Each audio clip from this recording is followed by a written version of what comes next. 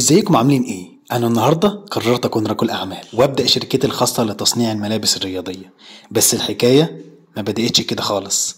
للناس اللي متعرفنيش، انا محمد عبد المنصف، مدرب كره قدم. انا قبل كده فتحت محل وقفلته، وفتحت المحل وقفلته تاني. دايما بيكون بدايه جديده. اشتغلت في شركه ملابس رياضيه واتعلمت حاجات كتير جدا، بس عمر الفشل ما كان نهايه. فضلت ابحث واجهز وكنت عايز ابدا صح، وحسيت ان الوقت جه لحد ما جات لي الفرصه من شركه كبيره كلمتني وطلبوا مني ان اورد ليهم شغل. بس للاسف ما كانش معايا ورق رسمي ولا سجل ولا بطاقه ضريبيه. وقتها قلت لنفسي لو فعلا ناوي تبقى صاحب شغل لازم تبقى رسمي من اولها.